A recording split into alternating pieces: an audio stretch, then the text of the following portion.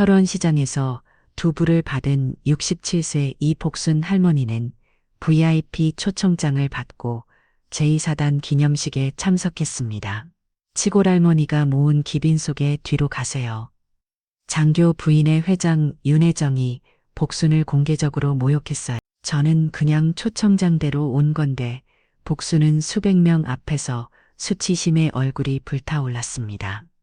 사람들의 차가운 시선과 수근거림 속에서 복순은 구석진 자리로 쫓겨나듯 물러났어요. 평생 겪어본 적 없는 굴욕에 복순의 가슴은 찢어질 것 같았습니다. 여러분, 안녕하세요. 오늘도 감동적인 드라마 이야기로 찾아뵙습니다. 오늘 들려드릴 이야기는 정말 놀라운데요. 67세 시골 할머니가 갑자기 군부대 VIP로 초청받았다가 벌어진 충격적인 반전 드라마입니다. 과연 두부 할머니에게 무슨 일이 일어났을까요? 영상 시청 전에 구독과 좋아요 버튼 먼저 눌러주시고 알림 설정까지 해주시면 더욱 재미있는 드라마 이야기로 찾아뵐 수 있습니다. 그럼 지금부터 이복순 할머니의 눈물 나는 감동 스토리 함께 시작해 보겠습니다. 강원도 철원 이른 새벽 5시 시장 한편의 낡은 두부 공장에서 이복순이 콩을 불리며 하루를 시작했습니다. 60의 고배 나이에도 허리는 곧게 펴져 있고 거친 손 놀림은 여전히 능숙했죠. 아이고, 오늘도 또 하루가 시작이. 복순이 중얼거리며 불린 콩을 갈기 시작했습니다. 맷돌 소리가 고요한 새벽을 깨웠어요. 이 소리를 들으며 30년을 살아왔습니다. 남편 김두만이 산불 진화 지원을 나간 뒤 돌아오지 못한 그노부터 말이죠. 1995년 강원도 일대에 큰 산불이 났을 때 두만은 마을 청년들과 함께 진화 작업에 나섰어요. 걱정 마라 복순아, 금방 끄고 올 테니까. 그것이 남편이 복순에게 한 마지막 말이었습니다. 산불은 예상보다 커졌고 진화 과정에서 나무가 쓰러지면서 두만은 그 자리에서 생을 마감했죠. 여보, 오늘도 두부 잘 만들어서 우리 민재 용돈 보내야지. 혼자 중애기 하는 것이 습관이 되어버렸습니다. 남편과 나눴던 대화를 혼자서 이어가는 거였어요. 아들 기철이는 사업 실패 후 서울로 올라가 연락을 끊어버렸고 며느리는 아이만 맡기고 재혼해버렸습니다. 이제 20살 손자 민재만이 복순의 전부였죠. 두부를 자내며 복순은 몇 달 전 민재가 이대한 날을 떠올렸습니다. 키가 훌쩍 큰 손자가 군복을 입고 서 있던 모습이 아직도 눈에 선했어요. 신병 교육대를 마치고 제2사단의 자대 배치를 받았다는 소식을 들었을 때 복순은 정말 기뻤습니다. 집에서 그리 멀지 않은 곳에서 군 생활을 하게 된 것이니까요. 할머니 걱정 마세요. 휴가 나오면 할머니 두부 먹으러 올게요. 우리 민재 몸 건강히 잘 다녀와. 할머니가 맛있는 거 많이 해놓고 기다리고 있을게. 그때 민재가 살짝 부끄러워하며 말했던 것이 마음에 걸렸습니다. 할머니 혹시 부대에서 할머니 소식 물어보면 그냥 시골에서 농사 짓는다고 할게요. 복순은 손자의 마음을 이해했어. 친구들 앞에서 할머니가 시장에서 두부 장사한다고 말하기 부끄러웠을 거예요. 그래도 마음 한 구석이 서운했죠. 하지만 뭐라 할 수는 없었습니다. 요즘 젊은이들은 다 그런 것 같았어요. 복순은 매일 새벽마다 일어나 두부를 만들었어요. 콩을 불리고 가이고 그리고 은고제를 넣어 굳히는 과정을 반복했죠. 손님들은 대부분 단골들이었어요. 복순 씨, 오늘도 두부 맛있게 해주세요. 그럼요, 최고 품질로 드릴게요. 복순의 두부는 철원에서 소문이 났습니다. 콩을 직접 선별하고 물도 깨끗한 지하수를 사용했거든요. 남편이 살아있을 때부터 해온 방식 그대로였습니다. 오전 10시쯤 두부를 다 만들어 시장에 내다 파고 돌아온 복순은 우체통을 확인했습니다. 평소엔 전기세 고지서나 광고지뿐인데 오늘은 뭔가 다른 것이 들어있었어요. 이게 뭐지? 두꺼운 흰 봉투에 정성스럽게 적힌 주소 이복순 여사님 귀하라고 적혀 있었습니다. 복수는 안경을 벗었다 쓰며 다시 한번 확인했어요. 여사님이라고 나한테 조심스럽게 봉투를 뜯어보니 금방으로 장식된 초청장이 나왔습니다. 제2사단 창설 기념식 및 유공자 감사패 전달식에 귀하를 정중히 초대합니다. 1시 11월 15일 오후 2시 장소 제2사단 연병장 좌석 VIP에 다시 삼성. 복수는 초청장을 들고 한참을 멍하니 서 있었습니다. 제2사단이라니 민재가 있는 바로 그 부대였어요. 그런데 왜 자신에게 이런 초청장이 온 걸까요? VIP라니 내가 무슨 기빈이라고 복수는 초청장을 뒤적이며 다시 한번 확인했습니다. 분명히 자신의 이름과 주소가 정확하게 적혀 있었어요. 실수일 리는 없어 보였습니다. 혹시 민재가 부대에서 무슨 좋은 일을 해서 할머니까지 초청받게 된 걸까요? 아니면 정말 잘못 보낸 것일까요? 복수는 초청장을 품에 안고 앉아서 생각에 잠겼습니다. 1995년 1월 때 일이 문득 떠올랐어요. 남편 이만이 돌아가신 그 3월 말입니다. 그때 복수도 마을 사람들과 함께 구조 작업에 참여했었죠. 물에 적신 담요와 멍석을 들고 산으로 뛰어가서 고립된 사람들을 구해냈던 기억이 났습니다. 설마 그때 일 때문에 복수는 고개를 저었습니다. 그런 일이 있을 리 없다고 생각했어요. 그저 평범한 시골 안하기 한 당연한 일이었을 뿐인데 그것 때문에 군부대에서 초청장을 보낼 리는 없겠죠. 그날 저녁 복수는 초청장을 식탁에 놓고 한참을 바라봤습니다. 민재에게 전화를 걸어볼까 했지만 부대 생활 중인 손자에게 함부로 연락할 수는 없었어요. 게다가 민재가 부끄러워할 수도 있겠다는 생각이 들었습니다. 이거 정말 나한테 온 게 맞나? 아니면 누군가 잘못 보는 건가? 복수는 고민에 빠졌습니다. 가야 할까 말아야 할까? 시골초는 안하기 군부대 행사에 가는 게 맞을까 싶었어요. 하지만 마음 한 구석에선 기대감이 올라왔습니다. 혹시 민재를 볼 수 있을까? 우리 손자가 잘 지내고 있는지 확인할 수 있을까? 밤 늦게까지 뒤척이던 복수는 결심했습니다. 그래, 한번 가보자. 잘못 온 거면 그때 돌아오면 되고 다음 날부터 복수는 준비를 시작했습니다. 장롱 깊숙이 보관해 둔 검은색 정장을 꺼내 다림질하고 오래된 구도도 정성스럽게 닦았어요. 남편 제사 때나 입던 옷이었지만 이런 공식적인 자리에는 이게 가장 적당해 보였습니다. 11월 15일 아침 복수는 평소보다 일찍 일어나 몸단장을 했습니다. 거울을 보며 머리를 정성스럽게 빗고 입술에 연한 색깔 립스틱도 발랐어요. 자, 이 복숭아, 오늘 한번 당당하게 다녀오자. 초청장을 한 복 저고리 안주머니에 소중히 넣고 복수는 제2사단으로 향하는 버스에 몸을 맡겼습니다. 차창 밖으로 스치는 강원도 풍경을 바라보며 복숭의 가슴이 두근거렸어요. 과연 어떤 일이 기다리고 있을까요? 제2사단 정문에 도착한 복수는 잠시 멈춰서 부대 입구를 바라봤습니다. 철조망과 초소, 그리고 군복을 입은 병사들의 모습이 낯설면서도 어딘지 친숙했어요. 남편 두만이 예비군 훈련을 받던 시절이 떠올랐습니다. 그때도 이런 비슷한 풍경이었죠. 어서 오세요. 초청장 확인해 주세요. 입구에서 헌병이 정중하게 인사했습니다. 복수는 조심스럽게 한 복 저고리 안주머니에서 초청장을 꺼내 보여주었어요. 헌병은 초청장을 자세히 살펴보는 고개를 끄덕였습니다. 아, VIP 기빈이시군요. 저쪽 접수대로 가시면 안내 드릴 겁니다. 헌병의 친절한 안내를 받으며 복수는 연병장으로 향했습니다. 걸음을 옮길 때마다 가슴이 두근거렸어요. 정말 이곳에 와도 되는 걸까요? 넓은 운동장에는 이미 많은 사람들이 모여 있었습니다. 군복을 입은 간부들과 양복을 차려입은 남자들, 그리고 화려한 옷차림의 여자들이 30-35 모여 대화를 나누고 있었어요. 복수는 자신의 소박한 차림새를 돌아보며 괜히 위축되었습니다. 검은색 정장이 깔끔하긴 했지만 다른 사람들의 옷차림과 비교하면 너무 평범했어요. 특히 여자들은 모두 명품 가방을 들고 있었고 화려한 액세서리로 치장하고 있었습니다. 목걸이며 귀걸이며 반지까지 반짝반짝 빛나고 있었죠.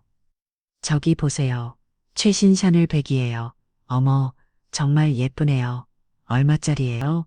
몇백만 원 했을 거예요. 여자들의 대화가 복순의 귀에 들렸습니다. 복순은 자신이 들고 온 낡은 검은색 가방을 옮겨쥐었어요. 시장에서 물건을 살 때 쓰던 그 가방이 갑자기 초라해 보였습니다. 혹시 내가 잘못 온 건 아닐까? 복순은 다시 한번 초청장을 확인하며 접수대로 향했습니다. 접수대에는 귀 빈 접수라는 반짝이는 편말이 붙어 있었고 젊은 여군이 밝은 미소로 서 있었어요. 군복이 말끔하게 다림질되어 있었고 머리도 단정하게 정리되어 있었습니다. 안녕하세요. 초청장 확인해 드릴게요. 복순이 초청장을 내밀자 여군은 테이블 위에 명단을 꼼꼼히 확인했습니다. 손가락으로 이름을 하나하나 짚어가며 찾더니 고개를 끄덕였어요. 이 복순이 여사님 맞으시죠? 버파 다시 3석입니다. 저쪽 앞줄 좌석으로 안내 드릴게요. 여군이 정중하게 말하며 앞으로 안내 있습니다. 복순은 따라가면서도 마음이 불안했어요. 정말 자신이 그런 중요한 자리에 앉아도 되는 걸까요? 여군의 안내를 받으며 복순이 VIP석으로 향하는데 갑자기 뒤에서 큰 소리가 들렸습니다. 잠깐만요, 잠깐만요, 확인 좀 해보세요. 목소리의 주인은 50대 중반의 여자였습니다. 화려한 분홍색 한복을 입고 있었고 머리에는 비싼 금장신구를 달고 있었어요. 목에는 굵은 금목걸이가 걸려 있었고 손목에는 반짝이는 시계가 차 있었습니다. 바로 장교 부인의 회장인 윤혜정이었죠. 저 사람이 정말 VIP 기빈이 맞나요? 초청장 다시 한번 확인해 보세요. 윤혜정이 복숭을 위아래로 훑어보며 의심스러운 눈빛을 보냈습니다. 복숭의 소박한 차림새와 시골스러운 말투가 마음에 들지 않았던 거죠. 주변에 있던 다른 부인들도 하나둘 모여들기 시작했어요. 어머, 회장님 이미 확인했는데요. 명단에도 분명히 있고요. 여군이 당황하며 대답했지만 윤혜정은 계속 트집을 잡았습니다. 아니, 이런 시골 이런 분이 VIP석에 앉는다고요? 뭔가 착오가 있는 것 같은데요. 혹시 누가 장난으로 보낸 건 아니에요? 윤혜정의 목소리가 점점 커졌습니다. 주변 사람들이 하나 둘 고개를 돌려 이쪽을 바라보기 시작했어요. 복숭은 얼굴이 빨갛게 달아올랐습니다. 가슴이 쿵쿵거렸고 손에 땀이 났어요. 저는 복숭이 말을 시작하려고 했지만 윤혜정이 말을 끊었습니다. 다요 말하는 것부터 시골 투성이잖아요. 이런 분이 어떻게 VIP석에 앉아요? 우리 같은 장교 부인들도 겨우 앉는 자리인데 주변 사람들의 시선이 모두 복숭에게 쏠렸습니다. 욱성 사람들이 수근거리기 시작했어요. 저 사람 누구야? 처음 보는데 VIP석에 앉을 사람은 아닌 것 같은데 뭔가 실수인 것 아니면 가짜 초청장이거나 그러게 옷차림부터가 영 아니야. 복숭은 가슴이 답답해졌습니다. 숨이 막히는 것 같았어요. 역시 자신이 이런 곳에 올 사람이 아니었나 봅니다. 민재가 부끄러워했던 이유를 이제야 제대로 알 것 같았어요. 할머니가 시장에서 두부 파는 사람이라는 걸 친구들에게 말하기 싫었던 거겠죠. 죄송합니다. 제가 실수한 것 같아요. 그냥 뒤쪽에 앉을게요. 복숭이 작은 목소리로 말하며 뒤로 물러서려고 했습니다. 하지만 윤혜정은 거기서 멈추지 않았어요. 마치 이런 기회를 놓치지 않겠다는 듯이 계속 공격했습니다. 그러게요. 처음부터 그러셨어야죠. 시골에서 나물이나 팔던 분이 무슨 VIP예요? 분수를 알아야지 여기가 어디라고 함부로 오세요? 윤혜정의 말에 주변 부인들이 킥킥거리며 웃었습니다. 복숭은 얼굴이 화근 걸었어요. 가슴이 뜨겁게 달아올랐지만 화를 낼 수도 없었습니다. 실제로 자신은 시장에서 두부를 파는 평범한 아줌마였으니까요. 틀린 말은 아니었어요. 두부도 아니고 나물이라니 복숭이 속으로 중얼거렸지만 큰 소리로 반박할 용기는 없었습니다. 죄송합니다. 정말 죄송합니다. 복숭이 고개를 숙이며 뒤쪽으로 향했습니다. 사람들의 시선과 수근거림이 등 뒤에서 따라왔어요. 마치 도망치는 것 같은 기분이었습니다. 복숭은 연병장 맨 뒤쪽 구석진 자리에 앉으며 초청장을 다시 한번 들여다봤습니다. 정말 내가 잘못 받은 걸까? 아니면 누군가 장난으로 보는 걸까? 복숭의 마음은 점점 무거워졌습니다. 민재를 보러 온 것도 아니고 그냥 돌아가야 하나 싶었어요.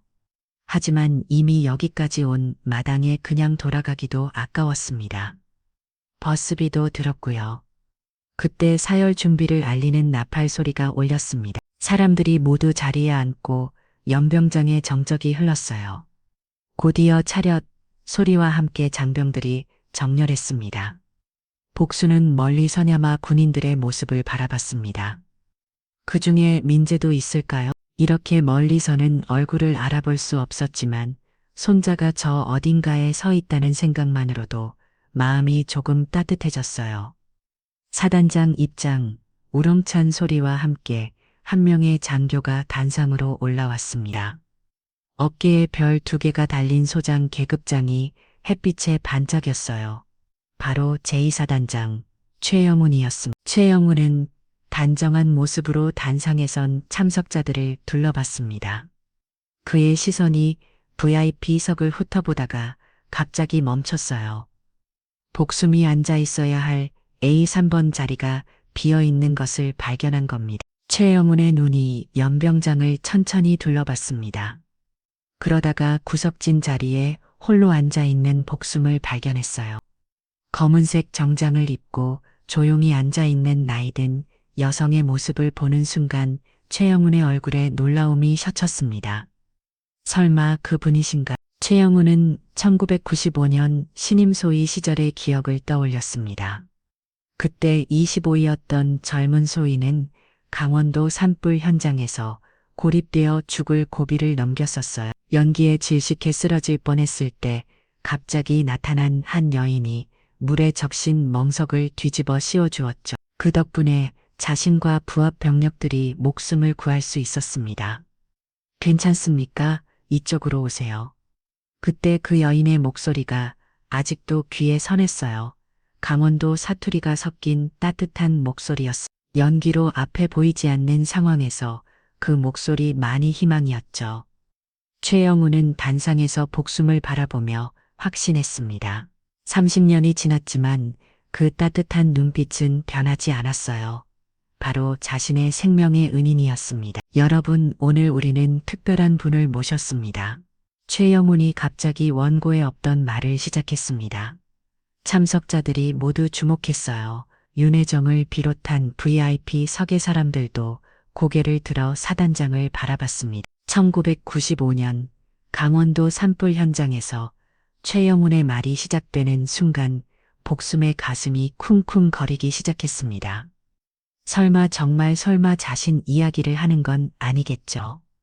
당시 신임 소위였던 제가 부하들과 함께 고립되어 위험에 빠졌을 때 한 분이 목숨을 걸고 우리를 구해주셨습니다. 최영훈의 목소리가 연병장에 울려 퍼졌습니다.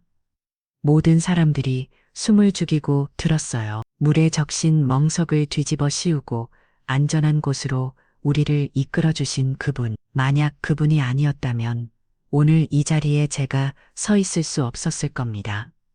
복숨은 가슴이 터질 것 같았습니다. 정말 자신의 이야기였어요. 그날의 기억이 생생하게 떠올랐습니다.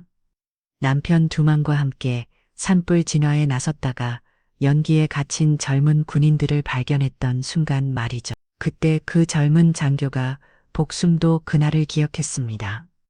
어린 얼굴의 소희가 부하들을 지키려고 앞장서 있었던 모습을요. 그 모습이 너무 안쓰러워서 물에 적신 멍석을 가지고 뛰어갔었죠.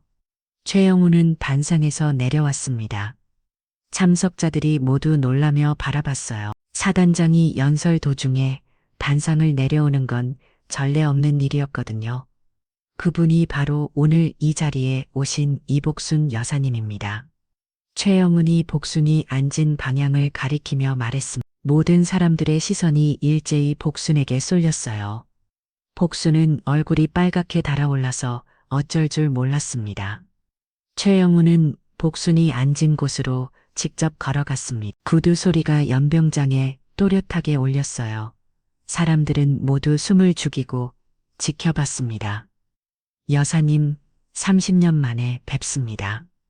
최영훈이 복순 앞에서 정중하게 인사했습니다. 복순은 벌떡 일어나려고 했지만 다리에 힘이 들어가지 않았어요.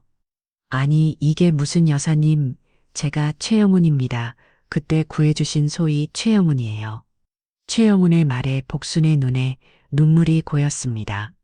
그래요, 이제 기억났어요. 그때 그 어린 장교가 이렇게 훌륭하게 자란 거였네요. 어머, 그때 그 젊은 장교님이 이렇게 높은 자리까지 오르셨구나. 모두 여사님 덕분입니다. 여사님께서 구해주지 않으셨다면 제가 어떻게 이 자리까지 올 수 있었겠어요. 최영훈이 복순의 손을 잡았습니다. 복순의 손은 30년 전과 마찬가지로 거칠지만 따뜻했어요. 자, 여사님, 제가 모시겠습니다. 최영훈이 복순의 팔을 정중하게 부축했습니다. 그리고 함께 VIP석으로 향했어요. 사람들은 모두 놀란별 정으로 지켜봤습니다. 사단장이 직접 한 할머니를 에스코트하는 모습이 너무 충격적이었거든요. 윤혜정은 얼굴이 하얗게 질렸습니다. 방금 전까지 자신이 모욕했던 그 시골 할머니가 사단장의 생명의 은인이었다네요. 주변 부인들도 당황한 표정이었어요. 여사님 여기 앉으십시오. 제 옆자리. 최영훈이 VIP석 메인 앞쪽 자신의 바로 옆자리를 가리켰습니다. 복수는 여전히 꿈을 꾸는 것 같았어요. 아니에요, 사단장님. 저는 뒤에 앉아도 안 됩니다. 전 여사님은 오늘 이 자리에 가장 중요한 기빈이십니다. 최영훈의 단호한 말에 복수는 조심스럽게 자리에 앉았습니다. 주변에서 수군거리는 소리가 들렸어요. 어머, 진짜였네. 사단장님이 직접 모시다니 우리가 잘못 봤나 봐. 윤혜정은 얼굴이 창백해져서 말도 할 수 없었습니다. 방금 전까지 자신이 한 행동들이 너무 부끄러웠어요. 사단장의 생명의 은인을 모욕했다니 이걸 어떻게 수습해야 할까요? 최영우는 다시 단상으로 올라가서 연설을 계속했습니다. 이복순 여사님께서는 30년 전 위험을 무릅쓰고 저와 제 부하들을 구해주셨습니다. 진정한 영웅이십니다. 오늘 이 기념식의 진정한 의미는 바로 이런 분들께 감사를 드리는 것입니다. 박수가 터져나갔습니다. 처음엔 조심스럽게 시작된 박수가 점점 커져서 연병장 전체를 덮었어요. 복수는 너무 부끄러워서 고개를 숙였습니다. 그런데 뒤쪽에서 한 명의 젊은 병사가 눈물을 흘리며 박수치고 있었어요.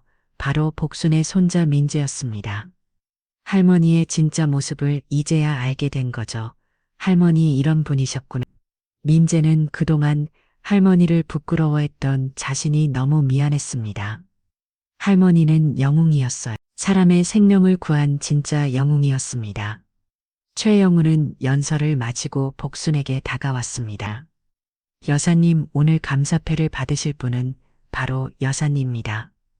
아니에요, 사단장님. 저는 그냥 제발 받아주세요. 30년 늦은 감사의 마음입니다. 복수는 더 이상 거절할 수 없었습니다. 꿈만 같은 일이었어요. 시장에서 두 분 앞하는 평범한 할머니가 이런 대접을 받다네요. 윤혜정은 구석에 앉아서 얼굴을 들 수 없었습니다. 자신이 얼마나 큰 실수를 했는지 이제야 꽤 달았어요. 하지만 이미 엎질러진 물이었습니다. 감사패 전달식이 진행되는 동안 복수는 여전히 꿈을 꾸는 것 같았습니다. 최영훈이 직접 복순에게 감사패를 전달하고 연병장에 다시 한번 박수가 울려 퍼졌어요. 복수는 떨리는 손으로 감사패를 받으며 눈물을 참았습니다. 정말 감사합니다. 여사님, 이 감사패는 30년 늦은 보답입니다. 아니에요, 사단장. 저는 그냥 당연한 일을 했을 뿐이에요. 복순의 겸손한 대답에 최영우는 더욱 감동했습니다. 30년이 지나도 변하지 않은 그 따뜻한 마음씨 말이에요. 행사가 끝나고 사람들이 하나둘 자리를 뜨기 시작했을 때 윤혜정이 복순에게 다가왔습니다. 얼굴이 창백했고 눈빛이 불안해 보였어요. 하지만 그 속에는 분노도 함께 섞여 있었습니다. 이복순 씨, 잠깐 얘기 좀 할 수 있을까요? 윤혜정의 목소리는 겉으로는 정중했지만 어딘지 차가웠습니다. 복순은 고개를 끄덕이며 따라 나섰어요. 축하드려요. 정말 대단하시네요. 윤혜정이 억지로 웃으며 말했습니다. 하지만 그 웃음 뒤에 숨겨진 감정을 복수도 느낄 수 있었어요. 아니에요. 그냥 운이 좋았을 뿐이에요. 운이라. 그런데 혹시 초청장 받으실 때 뭔가 이상하다고 생각 안 하셨어요?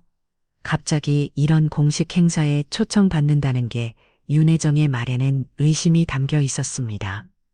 복수는 불안해지기 시작했어요. 그러게요. 저도 처음엔 이상하다고 생각했어요. 왜 저한테 이런 초청장이 왔나 싶어서. 저도 그게 이상해서요. 보통 이런 행사는 사전에 철저히 확인하거든요. 그런데 갑자기 그때 최영훈이 다가왔습니다. 여사님들 무슨 얘기를 하고 계신가요? 아, 사단장님, 그냥 이복순 씨와 인사하는 중이었어요. 윤혜정이 급히 대답했습니다. 하지만 최영훈은 윤혜정의 표정에서 뭔가 이상함을 감지했어요. 윤혜정님, 혹시 아까 접수돼서 무슨 일이 있었다고 들었는데. 아, 그건 그냥 작은 오해였어요. 이미 해결됐고요. 윤혜정이 어색하게 웃었어. 하지만 최영훈의 표정은 점점 심각해졌어요. 오해라고 하셨는데 구체적으로 어떤 오해였나요? 최영훈의 단호한 어조에 윤혜정은 당황했습니다. 주변에 있던 다른 부인들도 긴장한 표정이었어요. 그냥 초청장 확인하는 과정에서 초청장을 의심하셨다는 말씀인가요? 최영훈의 목소리가 차가워졌습니다. 복수는 분위기가 험악해지는 것을 느끼고 중재하려고 했어요. 사단장님, 괜찮아요. 그냥 안 괜찮습니다.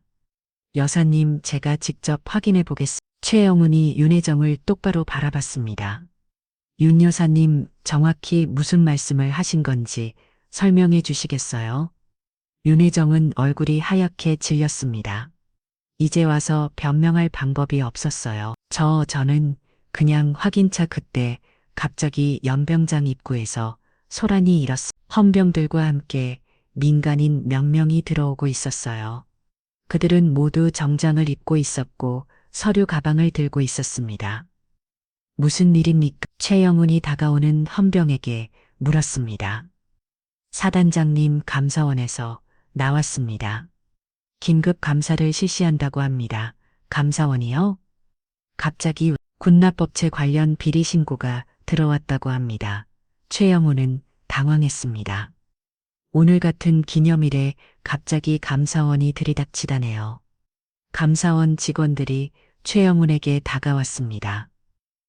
안녕하십니까, 사단장님. 저희는 감사원 특별감사팀입니다. 제2사단 군납법체 관련 비리 신고가 접수되어 긴급 감사를 실시하게 되었습니다. 비리 신고란요? 우선 관련 서류들을 확인해야 하겠습니다. 그리고 신고 내용에 따르면 민간인도 연루되어 있다고 합니다. 감사원 직원이 서류를 꺼내며 말했습니다. 신고서에 이름이 나온 민간인이 오늘 행사에 참석했다고 하는데 혹시 이복순이라는 분 계신가요? 복순은 자신의 이름이 불리는 순간 가슴이 콩 내려앉았습니다. 뭔가 잘못되고 있었어요. 저예요. 이복순 씨이시군요. 저희가 확인할 것이 있습니다. 감사원 직원이 복순에게 다가왔습니다. 최영훈은 급히 막아섰어요. 잠깐, 이 복순 여사님은 오늘 감사패를 받으신 분입니다. 무슨 비리와 연관이 있다는 겁니까? 죄송하지만 수사상 자세한 내용은 말씀을 드릴 수 없습니다. 다만 군납법체 허위 영수증 건에 이복순 심영이가 사용되었다는 신고가 들어왔습니다. 복순은 머리가 하얗게 변했습니다. 허위 영수증 자신의 명의가 그게 무슨 말씀이세요? 저는 군납법체와 아무 관련이 없는데요. 그건 조사해 보면 알 수 있을 겁니다. 우선 관련 서류들을 확인해 보겠습니다. 감사원 직원이 가방에서 서류들을 꺼냈습니다. 그 중에는 복순의 이름이 적힌 영수증들이 있었어요. 이걸 보시죠. 이 복순 명의로 된 영수증들입니다. 금액이 상당히 큽니다. 복순은 영수증들 보고 깜짝 놀랐습니다. 분명히 자신의 이름이 적혀 있었지만 필체가 이상했어요. 이건 제가 쓴 게 아니에요. 저는 이런 거 해본 적 없어요. 하지만 이름은 분명히 이복순으로 되어 있습니다. 주소도 정확하고요. 주변에 있던 사람들이 옹성거리기 시작했습니다. 방금 전까지 감사패를 받았던 복순이 갑자기 비리 의혹에 휘말린 거예요. 윤혜정은 속으로 퇴재를 불렀습니다. 역시 뭔가 수상하다고 생각했는데 정말 문제가 있었던 거죠. 그러게 제가 처음부터 이상하다고 했잖아요. 갑자기 VIP 초청장을 받는다는 게 윤혜정이 주변 사람들에게 속삭였습니다. 아, 그러고 보니 맞네요. 뭔가 석연치 않았어요. 역시 그냥 넘어갈 일이 아니었네요. 사람들의 수근거림이 커졌습니다. 복수는 갑자기 모든 시선이 차가워지는 것을 느꼈어요. 최영우는 당황했습니다. 자신의 생명의 은인이 갑자기 비리 의혹에 휘말리다녀. 여사님 진정하세요. 오해일 겁니다. 사단장님도 이제야 정신 차리셨네요. 아무리 생명의 은인이라지만 법 앞에서는 평등한 거 아닌가요? 윤혜정이 비꼬듯 말했습니다. 복수는 눈앞이 침침해졌습니다. 이게 무슨 일인가요? 왜 갑자기 자신이 범죄자 취급을 받게 된 걸까요? 저는 정말 모르는 일이에요. 억울해. 하지만 아무도 복순의 말을 믿지 않는 것 같았습니다. 사람들의 시선이 점점 차가워졌어요. 감사원 직원들이 더 많은 서류를 꺼내기 시작했습니다. 복순의 이름이 적힌 영수증들이 계속 나왔어요. 금액도 수백만 원에서 수천만 원까지 다양했습니다.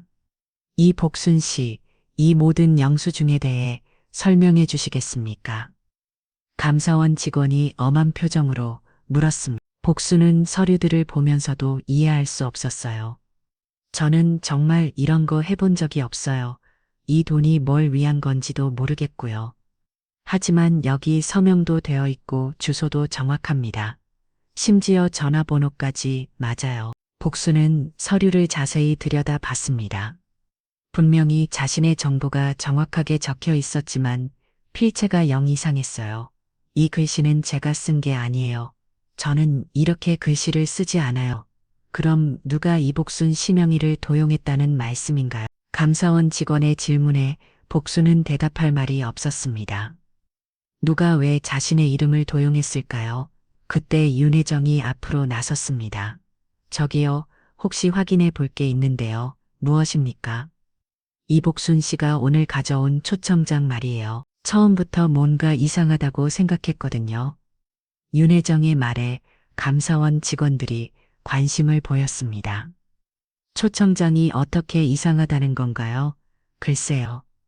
갑자기 이런 공식 행사에 초청받는다는 게, 그리고 지금 이런 일이 벌어지는 걸 보니까 더욱 의심스럽네요. 복수는 가슴이 철렁했습니다. 설마 초청장까지 가짜라는 건 아니겠죠? 초청장 좀 보여주시겠습니까? 감사원 직원이 복순에게 손을 내밀었습니다. 복순은 떨리는 손으로 초청장을 꺼냈어요. 감사원 직원이 초청장을 자세히 살펴봤습니다. 그런데 복순이 초청장을 꺼내는 과정에서 낡은 종이가 찢어져 버렸어요. 아, 복순이 놀라서 소리쳤습니다. 초청장이 반으로 찢어져 바닥에 떨어졌어요. 이것 봐요. 역시 뭔가 이상했어요. 윤혜정이 되게 양양하게 소리쳤습니다.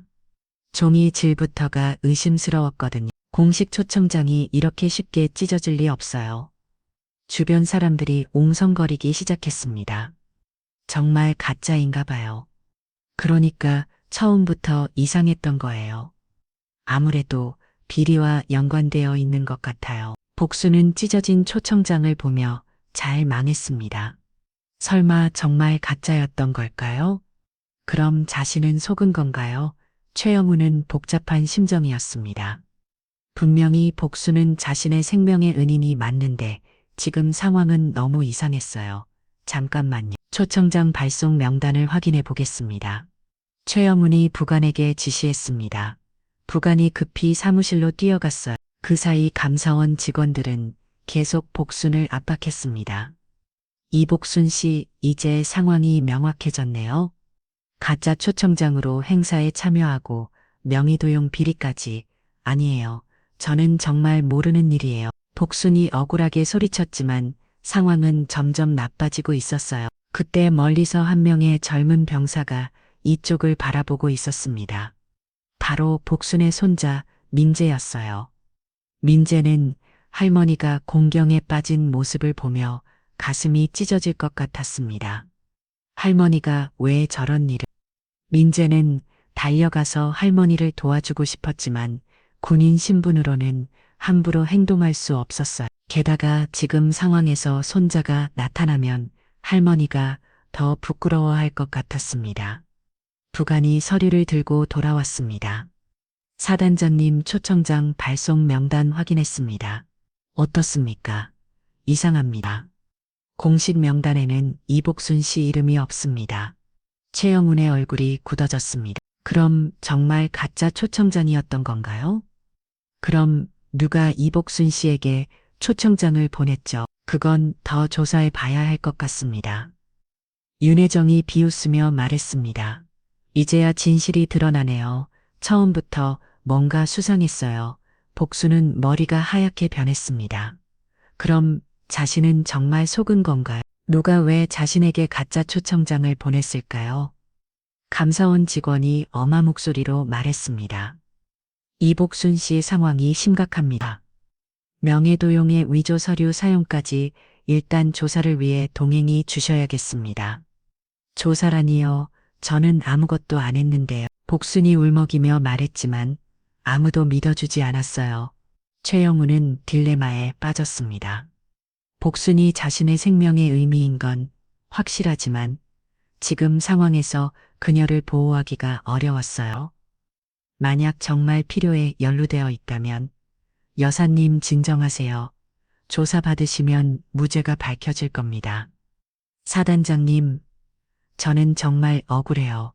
복순의 눈에서 눈물이 흘러내렸습니다. 이런 굴욕을 당할 줄 몰랐어요. 윤혜정은 속으로 퇴재를 불렀습니다. 역시 자신의 직감이 맞았던 거죠. 처음부터 뭔가 이상하다고 생각했는데 말이에요. 여러분 보셨죠? 제가 처음부터 뭔가 이상하다고 했잖아요. 윤혜정이 주변 부인들에게 말했습니다. 정말 회장님 눈이 정확하세요. 역시 이런 건 속일 수 없어요. 사람들의 수근거림이 복순의 귀에 딱 앞게 들렸습니다. 민재는 더 이상 참을 수 없었어. 할머니가 이런 모욕을 당하는 걸 보고만 있을 수 없었어요. 하지만 그가 나서면 할머니가 더 부끄러워할 것 같아서 망설여졌습니다. 감사원 직원들이 복순을 에스코트하려고 다가왔습니다. 이복순 씨 같이 가시죠. 잠깐만요. 잠깐만요. 그때 갑자기 한 명의 남자가 달려왔습니다. 가방을 들고 헐덕거리며 뛰어오는 모습이었어요. 저기요, 잠깐만 기다려주세요. 모든 사람들이 그 남자를 바라봤습니다. 누구일까요? 남자는 숨을 헐떡이며 가방에서 뭔가를 꺼냈습니다. 제가 증거를 가지고 있습니다. 복수는 희망의 빛을 보는 것 같았습니다. 누군가 자신을 도와주러 온 걸까요? 하지만 상황은 이미 너무 악화되어 있었어요. 과연 이 남자가 무엇을 가져왔을까요? 복순의 무죄를 증명할 수 있을까요? 숨을 헐떡이며 달려온 남자는 50대 중반의 안경 쓴 사람이었습니다. 손에는 낡은 가방을 들고 있었고 이마에는 땀이 송글송글 맺혀 있었어요. 저는 철원 예보 기자 박준성입니다. 이복순 씨와 관련해서 중요한 증거가 있습니다. 박준성이 가방에서 두꺼운 파일을 꺼냈습니다. 그 안에는 오래된 신문 기사와 사진들이 가득 들어 있습니다. 그래서 이 남자가 있었어요. 잠깐만요. 기자라고 하셨는데 갑자기 왜 여기에 감사원 직원이 의심스러운 눈빛으로 물었습니다. 오늘 아침 제2사단 기념식 취재를 위해 왔다가 이복순 씨에 대한 이야기를 듣고 급히 자료를 가져왔습니다. 박준성이 파일을 열면서 설명했습니다. 이것들을 보세요. 5년 강원도 산불 당시 촬영된 사진들입니다. 박준성이 꺼낸 첫 번째 사진에는 연기가 자욱한 산속에서 물에 적신 멍석을 들고 있는 복순의 모습이 담겨 있었어요. 30년 전이라 흑백 사진이었지만 복순의 얼굴이 선명하게 보였습니다. 이 사진은 당시 저희 신문사에서 촬영한 것입니다. 산불 현장에서 군인들을 구조하는 모습이죠. 최영훈이 사진을 보는 순간 눈이 커졌습니다. 바로 그때의 기억이 생생하게 떠올랐어요. 맞습니다. 바로 이 모습이에요. 복수도 사진을 보며 눈물이 났습니다. 남편 두만과 함께 구조 작업에 나섰던 그날의 기억이 되살아났어요. 박준성이 다른 자료도 꺼냈습니다. 그리고 이건 당시 신문 기사입니다. 용감한 시민들 산불 현장에서 군인 구조라는 제목으로 실린 기사예요. 기사에는 복순과 두만 그리고 다른 마을 사람들이 군인들을 구조한 내용이 자세히 적혀 있었습니다. 기사에 보면 이 복순 씨가 물에 적신 담요와 멍석으로 고립된 장병 8명을 구조했다고 나와 있습니다. 감사원 직원들도 관심을 보이기 시작했습니다. 이 자료들이 진짜인가요? 물론입니다. 우리 신문사 아카이브에 보관되어 있던 자료들이에요. 30년 된 원본입니다. 박준성이 또 다른 서리를 꺼냈습니다. 그리고 이것도 보세요. 당시 복순 씨가 받은 시민 공로상 증서입니다. 복순은 깜짝 놀랐습니다. 그런 상을 받았던 기억이 났어요. 하지만 남편이 돌아가신 슬픔 때문에 잊고 있었죠. 아, 그런 게 있었네요. 깜빡했어요. 최영훈이 박준성에게 물었습니다. 그런데 왜 갑자기 이 자료들을 가져오신 겁니까? 사실 며칠 전부터 이상한 일이 있었어요. 누군가 복순 씨에 대한 정보를 캐문더라고요. 박준성의 말에 모든 사람들이 주목했습니다. 누가 뭘 물어봤다는 겁니까? 정확한 신호는 모르겠지만 복순 씨의 개인 정보를 자세히 물어봤어요. 주소, 전화번호, 가족관계까지요. 복순은 가슴이 철렁했습니다. 그럼 누군가 의도적으로 자신의 정보를 수집했다는 뜻인가요? 그 사람이 왜 그런 정보를 물어봤을까요? 처음에는 취재 목적인 줄 알았는데 지금 보니까 다른 목적이었던 것 같아요. 아마도 박준성이 윤혜정을 힐끗 바라봤습니다. 그때 최영훈의 부관이 급히 달려왔습니다. 사단장님 중요한 정보를 확인했습니다. 무엇입니까? 초청장 위조건과 관련해서 CCTV를 확인해 봤는데 부관이 태블릿을 꺼내 보여줬습니다. 며칠 전 부대 근처 인쇄소에서 수상한 움직임이 포착되었습니다. CCTV 화면에는 윤혜정과 비슷한 체형의 여성이 인쇄소에 들어가는 모습이 보였어요. 윤혜정의 얼굴이 창백해졌습니다. 그게 뭔 상관이에요? 감사원 직원이 윤혜정을 주목하기 시작했습니다. 혹시 윤 여사님, 최근에 인쇄소를 이용하신 적이 있나요? 아니요. 전혀 없어요. 하지만 윤혜정의 목소리가 떨리고 있었어요. 그때 정보장교 정한을 대위가 나타났습니다. 손에는 두꺼운 파일을 들고 있었어요. 사단장님, 긴급히 보고 드린 것이 있습니다. 무엇입니까? 정대위 군납법 제1위건과 관련해서 새로운 증거를 발견했습니다. 정한을 이 파일을 열어 보였습니다. 이복순 심용의로 된 허위 영수증들을 자세히 분석해 본 결과 필적이 동일인에 의한 것으로 확인되었습니다. 그럼 누군가 일관되게 복순 씨 이름을 도용했다는 뜻인가요? 그렇습니다. 그리고 더 중요한 것은 정한을 이 다른 서류를 꺼냈습니다. 이 필적과 일치하는 다른 서류들을 발견했습니다. 바로 장교 부인의 관련 서류들이에요. 윤혜정이 뒤로 한 걸음 물러섰습니다. 뭔 소리예요? 윤혜정 여사님이 작성하신 부인의 회계 서류와 필적이 일치합니다. 정한을 왜 말에 주저니 술렁거렸습니다. 박준성이 고개를 끄덕였습니다. 역시 그랬군요. 며칠 전 복순 씨 정보를 켜문던 사람이 윤 회사님이었어요. 거짓말이에요. 증거가 어디 있어요?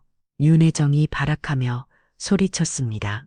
정한을 이 차분하게 설명했습니다. 윤 회사님 부인의 계좌에서 빠져나간 돈들이 모두 복순 씨 명의 영수 증거와 연결되어 있습니다.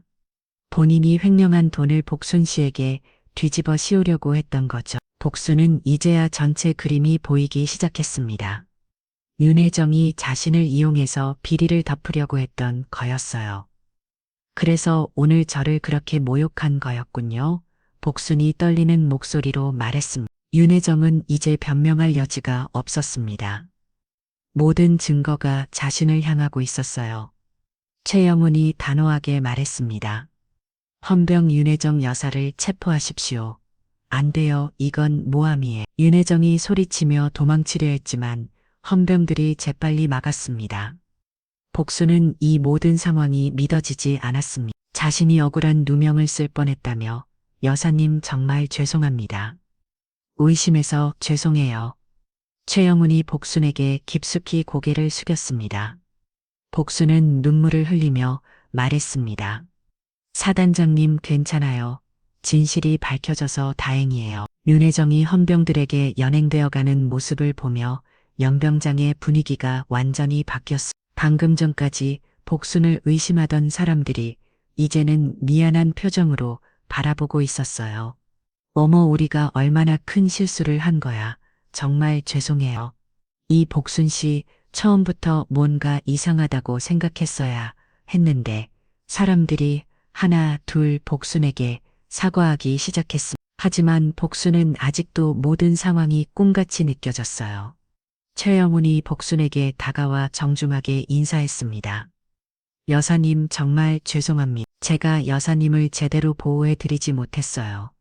아니에요, 사단장님. 진실이 밝혀진 게 어디예요? 복순이 손을 흔들며 대답했지만 아직도 마음 한 구석이 아팠습니다.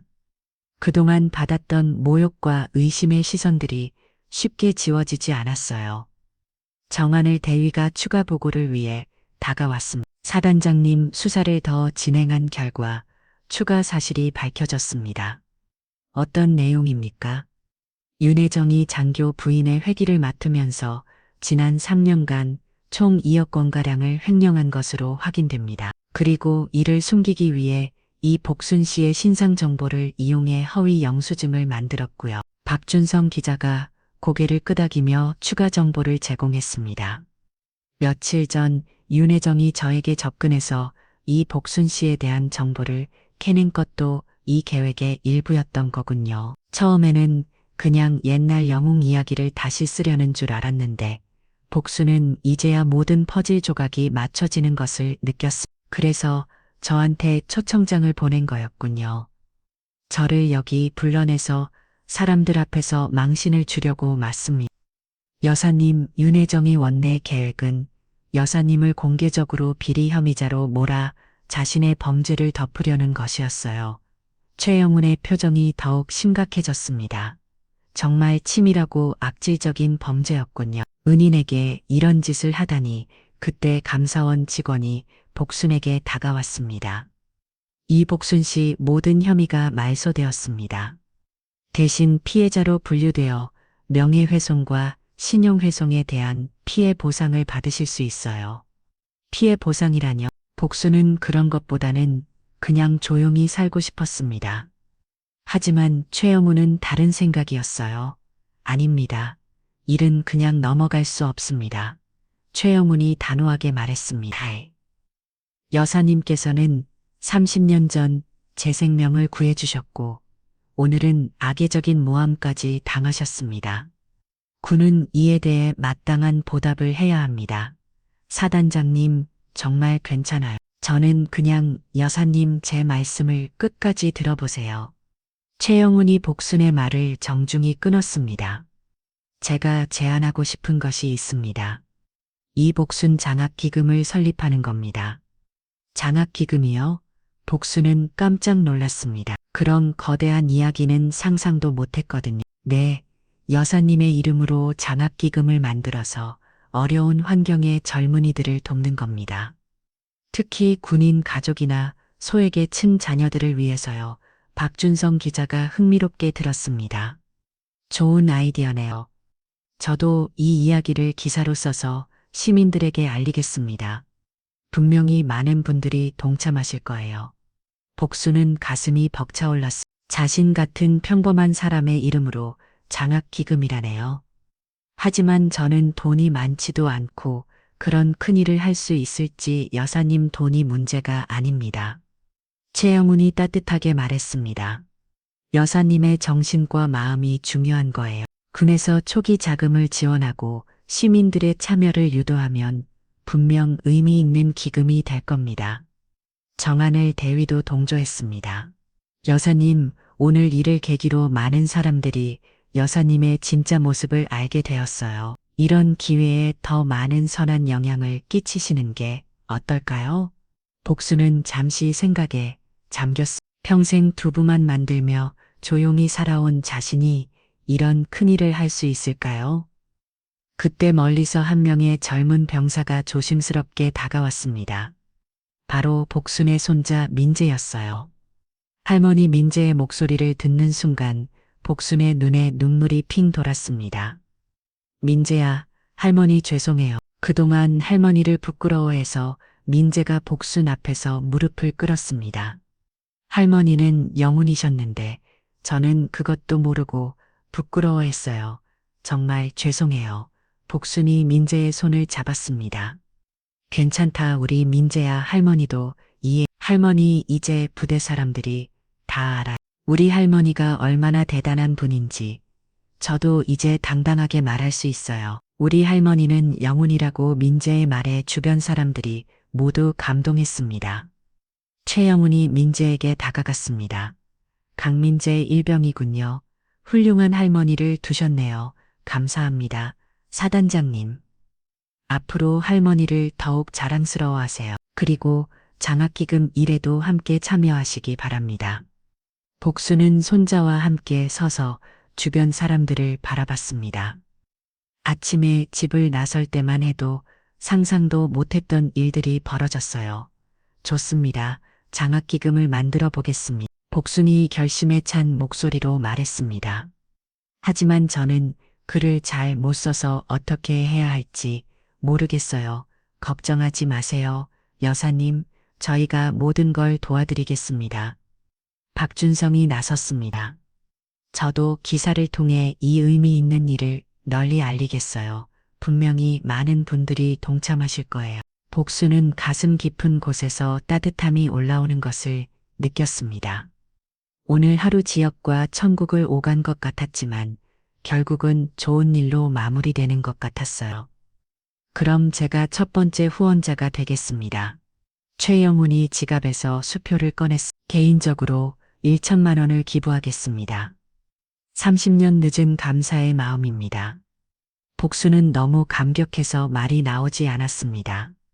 평생 이런 대접을 받아본 적이 없었거든요. 연병장의 따뜻한 박수가 다시 한번 울려 퍼졌습니다. 이번에는 진심 어린 존경과 감사의 박수였어요. 그로부터 한 달이 지난 어느 따뜻한 오후 철원시장에는 평소와 다른 활기가 넘쳤습니다. 복순의 두부 공장 앞에 작은 무대가 설치되어 있었고 많은 사람들이 모여 있었어요. 어머, 정말 많이 왔네. 복순이 두부 공장 문 앞에 서서 사람들을 바라보며 중얼거렸습니다. 시장 상인들부터 시작해서 제2사단 장병들 그리고 멀리서 온 시민들까지 다양한 사람들이 모여 있었어요. 복순의 두부 공장 벽면에는 번쩍이는 새 간판이 걸려 있었습니다. 이 복순 장학기금 사무소라고 적혀 있었죠. 그 옆에는 30년 전 산불 현장에서 복순이 군인들을 구조하는 모습을 담아도 크게 걸려 있었어요. 할머니 준비 다 됐어요. 민재가 맑은 한 군복 차림으로 복순에게 다가왔습니다. 오늘은 특별히 부대에서 외박을 나와 할머니의 중요한 날에 함께하게 되었어요. 우리 민재가 이렇게 멋있게 자랐구나. 복순이 손자의 어깨를 토닥이며 말했습니다. 민재는 이제 할머니를 부끄러워하지 않았어요. 오히려 자랑스러워했죠. 할머니, 부대 친구들이 다 부러워해요. 할머니가 영웅이라고 소문났거든요. 영웅이라니, 우리 민재가 과장하는구나. 복순이 웃으며 말했지만 마음 한 구석이 뿌듯했어. 그때 최영훈이 참모들과 함께 도착했습니다. 평상 복차림이었지만 여전히 당당한 모습이었어요. 여사님, 오늘 정말 의미 깊은 날이네요. 사단장님, 이렇게 바쁘신데 와주셔서 고마워요. 무슨 말씀이세요?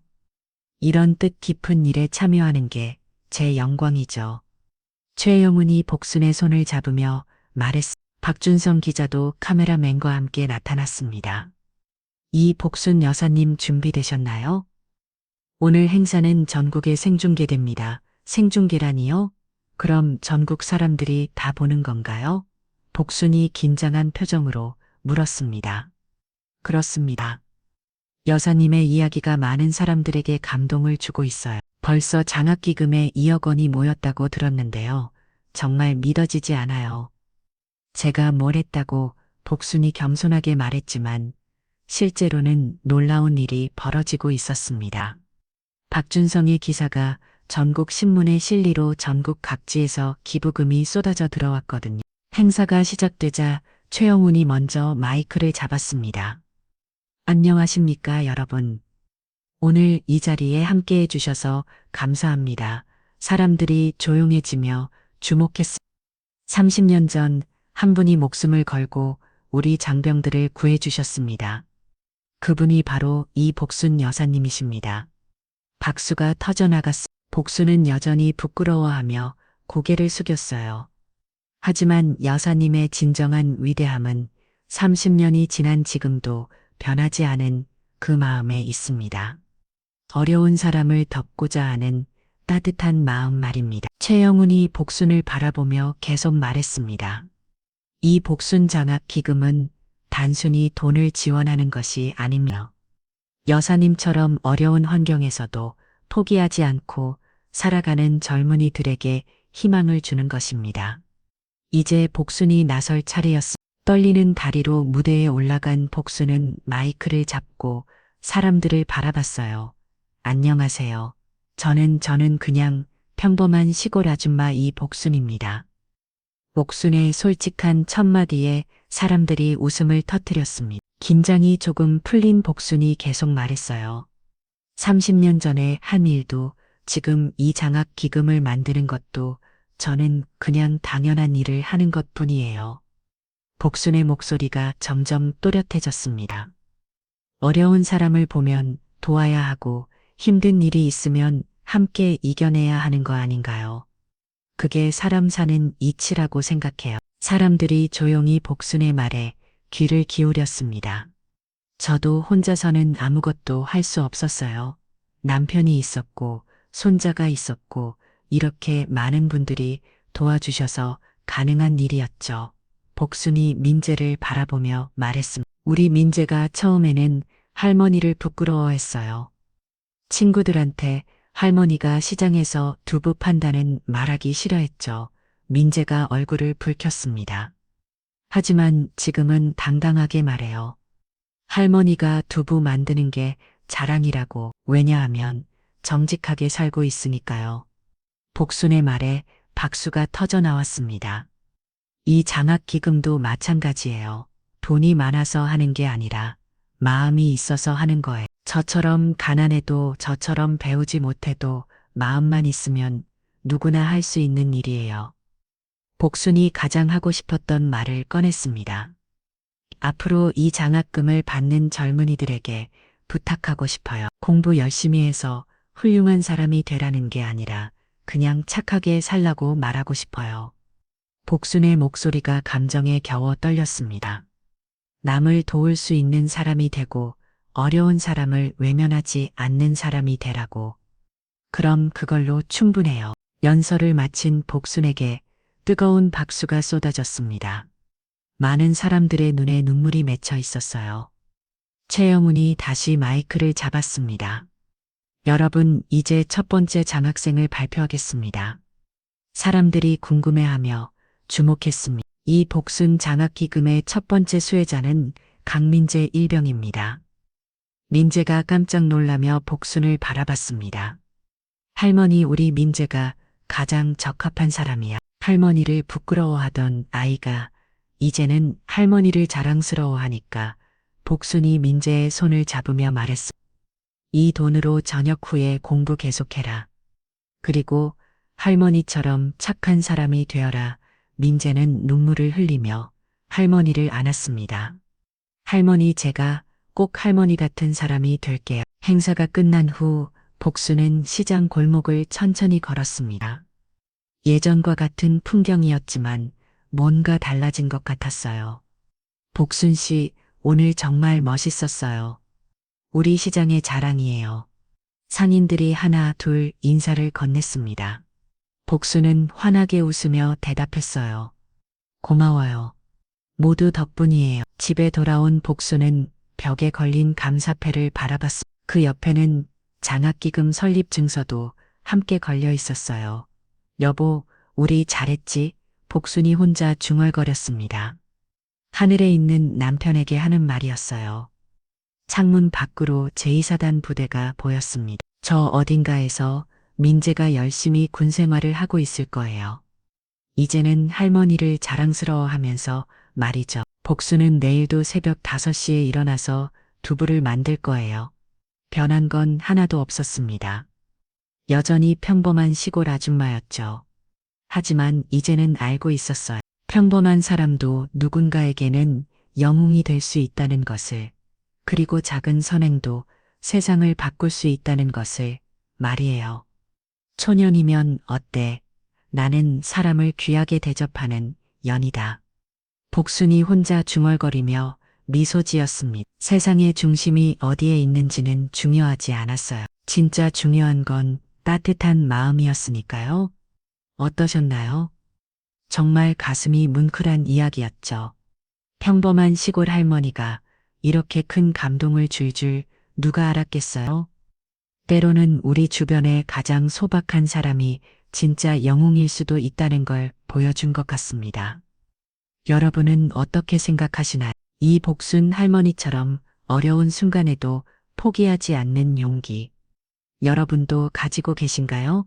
댓글로 여러분의 생각을 들려주세요. 오늘 영상이 감동적이셨다면 좋아요와 구독 부탁드리고요. 작은 선행도 세상을 바꿀 수 있다는 희망을 품고 따뜻한 하루 되시길 바랍니다. 다음에도 더 감동적인 드라마 이야기로 찾아뵙겠습니다.